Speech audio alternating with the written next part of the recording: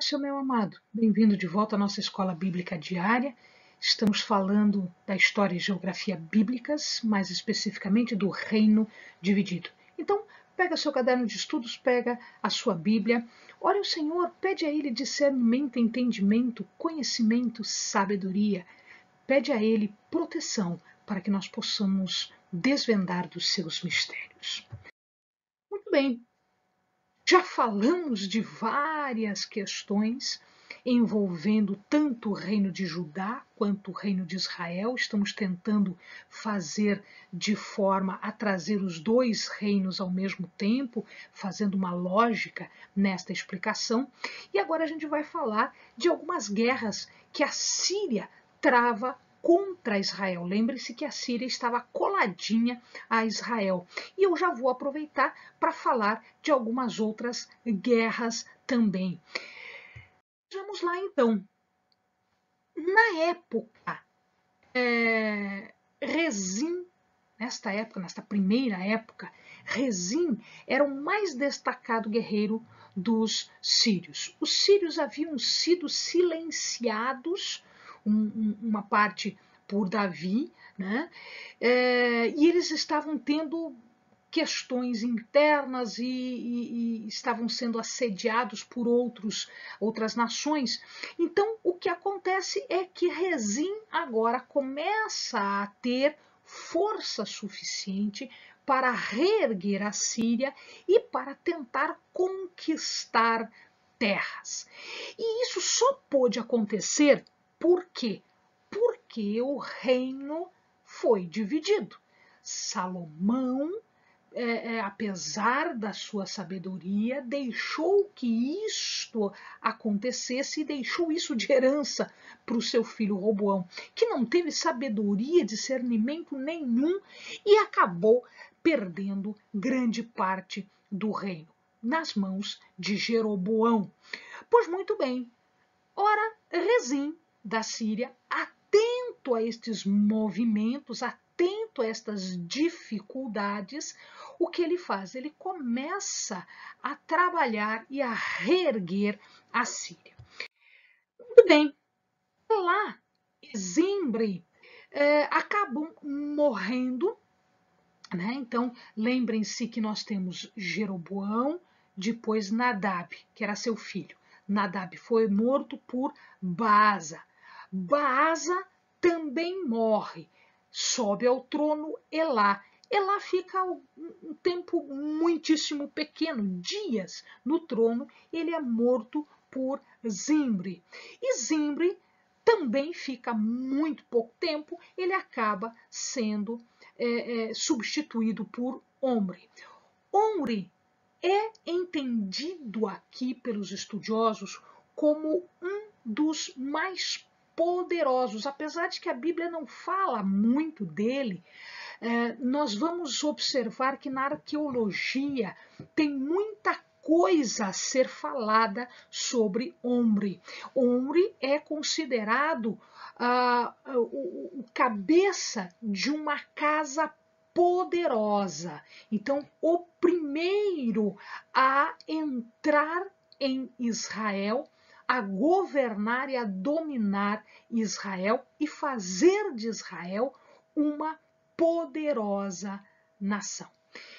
Então ele assume o trono de Israel exatamente quando Rezim já está dominando Damasco. Então veja aqui comigo, no mapinha aqui, o que acontece, ó, Damasco está aqui.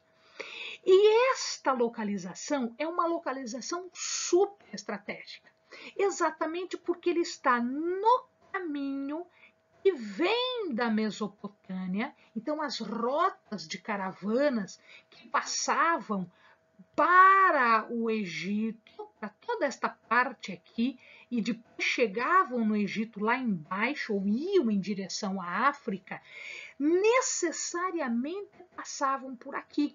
Então, Damasco era uma cidade estratégica, era uma cidade importante.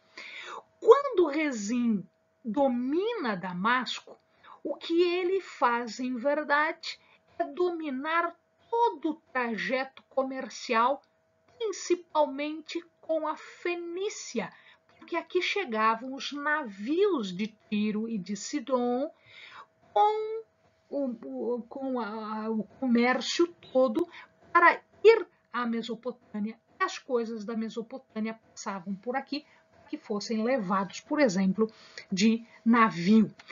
Então, Damasco era importante.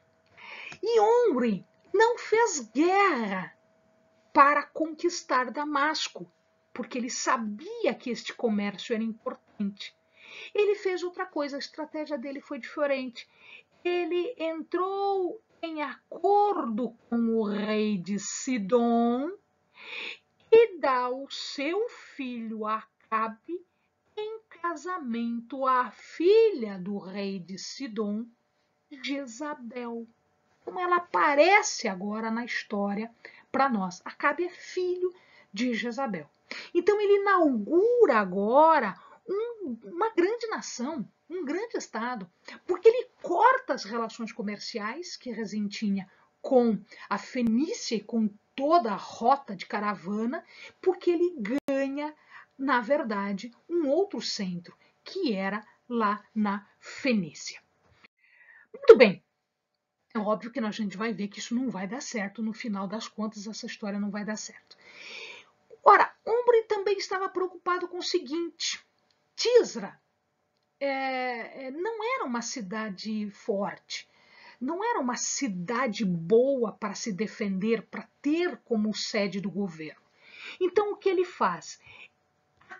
Então, Siquém foi o primeiro local de centro do governo, né? A gente lembra disso, Jeroboão estava aqui em Siquém, depois ele passa para Peniel, e depois eles passam para Tirza, tá? Aliás, a residência oficial era em Tirza.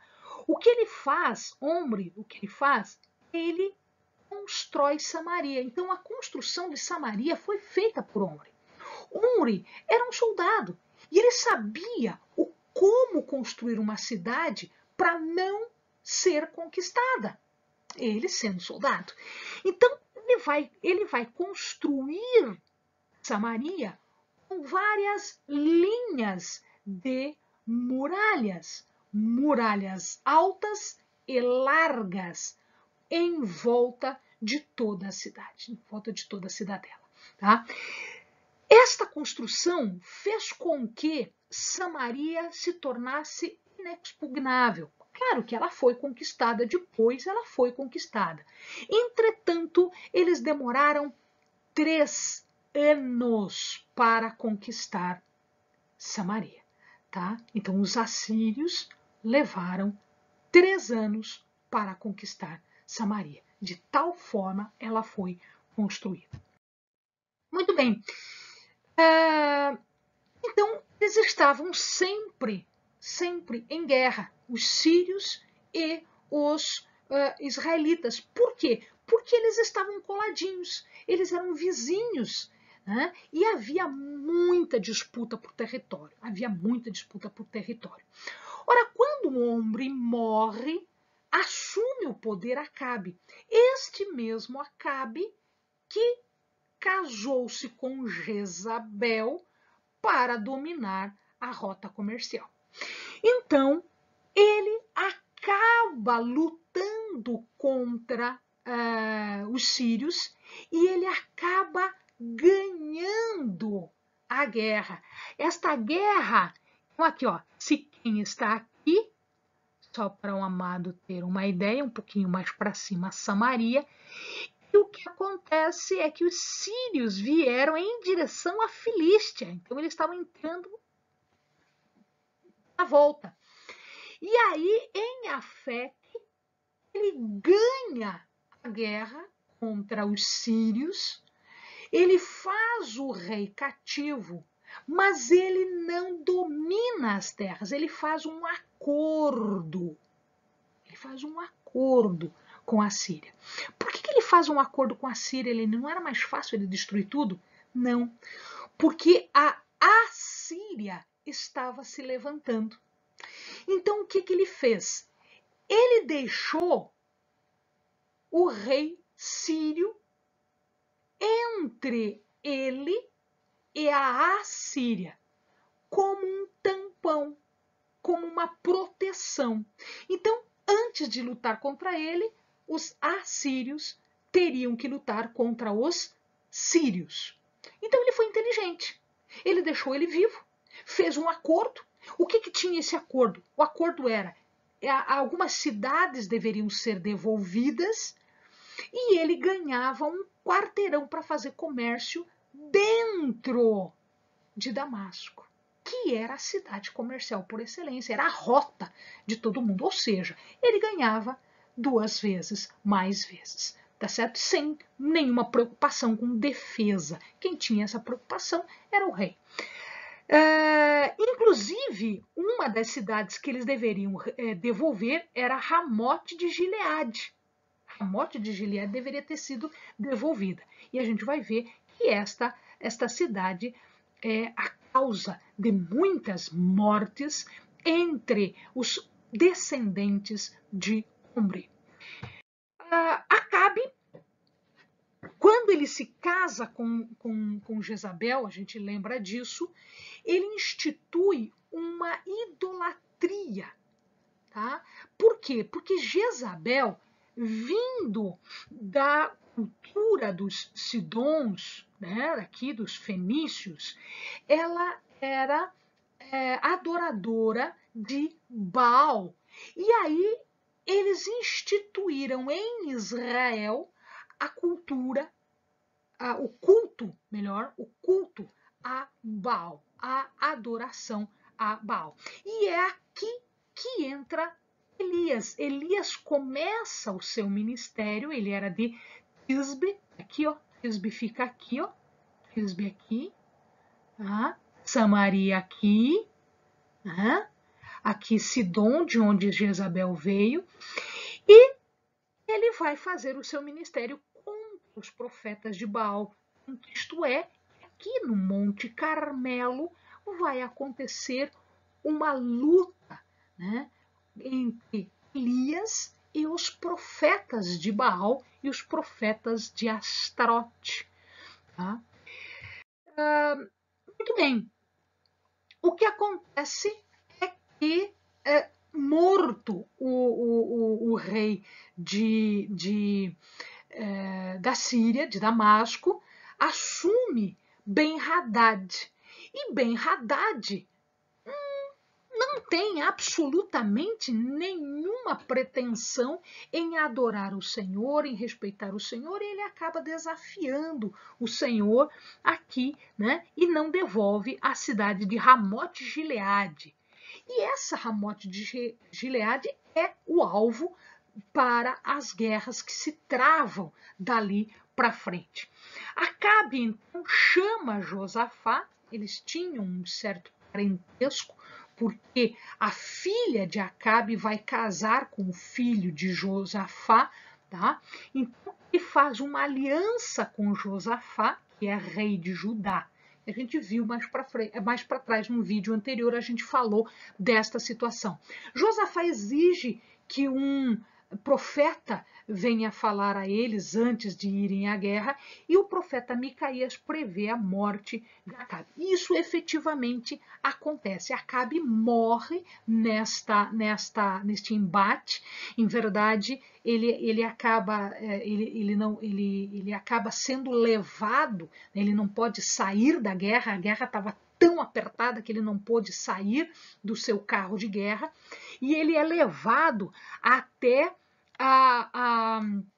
o Vale de Jezreel. O Vale de Jezreel fica aqui, ó, tá? Então ele vem aqui, ele passa por Megido e chega quase até Bet-Shean. Então esse Vale de Jezreel, ele tinha uma casa ali, né? Acabe tinha feito uma casa, inclusive com a vinha que Jezabel arrebata, né? Então ela forja uma situação, este vinhadeiro é morto, tá? O sangue dele é derramado aqui aqui no Vale de Jezreel, e Elias diz que os cães lamberão o seu sangue no mesmo lugar que Nabote foi morto. E efetivamente o que acontece é que ele não consegue sair do carro, né? Então o carro fica cheio do sangue de Acabe, e aí quando eles conseguem tirar Acabe do carro, os cães que ficavam em volta acabaram lambendo o seu sangue. E Josafá se livra por pouco, porque não ouviu a voz do Senhor. Acabe morreu. Acasias, um seu filho, ele assume o lugar do seu pai. E ele, extremamente fraco, supersticioso, ele acaba caindo. A casa deles, o palácio, ele tinha vários andares, e ele acaba caindo de um deles e ele fica bastante ferido. E aí ele manda mensageiros para saber profecias e futuro com Baal-zebub. Baal-zebub era um sacerdote do deus Baal-zebub, que é assim chamado, né? Baal-zebub quer dizer Deus das moscas. E ele ficava em Ecrom, na Filístia. Ele era filisteu. Ora, Elias fica sabendo disso, intercepta os mensageiros e questiona a Acasias. Escute, não tem profeta na tua terra para você ir fazer esse tipo de adivinhação lá fora? Então ele estava bastante maculado na sua imagem perante Deus. Acasias, fraco do jeito que era, né, os moabitas acabam por se insurgir, eles fazem um levante, porque veja, aqui, olha, se o amado observar, Judá e uma parte de Benjamim, tá vendo? Ó? Judá e uma parte de Benjamim ficaram no reino do sul, o reino de Judá. O reino do norte ficou com toda esta parte aqui, inclusive Gad e Ruben.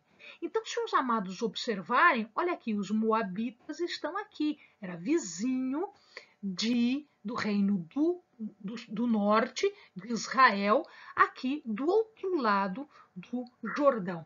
E eles estavam sumissos, eles pagavam tributo para Acabe. Mas Acasias era fraco.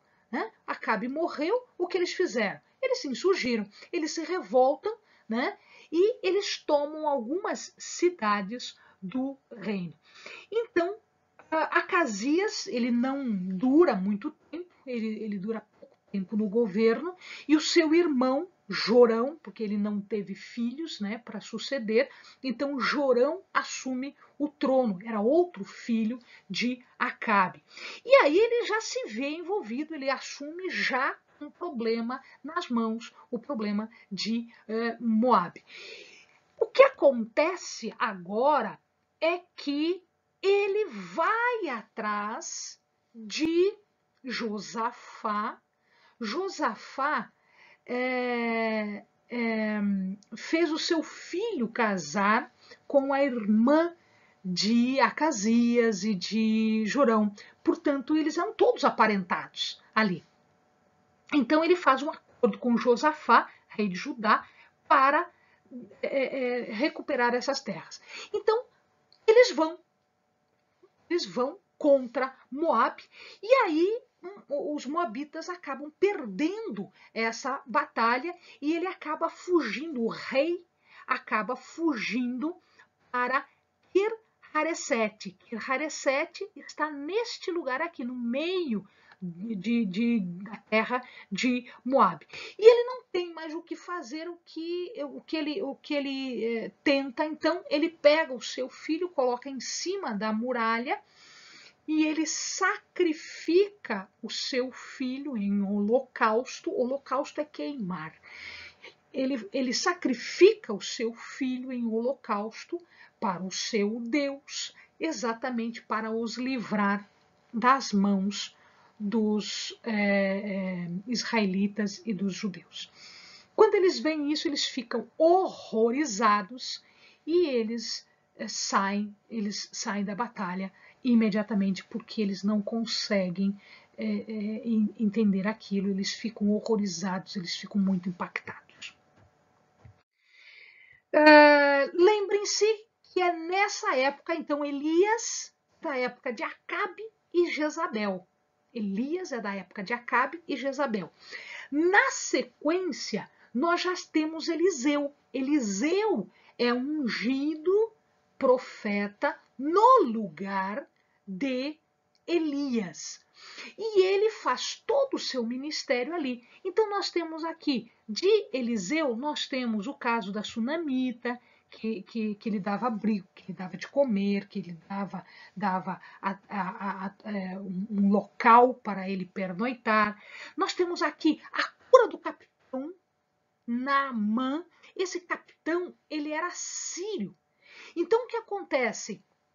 Ele pede para o rei sírio escrever para o rei israelense, tá? Então Ben-Hadad escreve para Jorão para que ele cure Naamã. E é nessa hora que o rei fica indignado, porque quem é ele, porque não sei o que ele é Deus, não é. E aí Eliseu diz, não, tem um profeta na tua terra e eu vou curar, né? A gente acabou falando, temos um vídeo que fala sobre este episódio.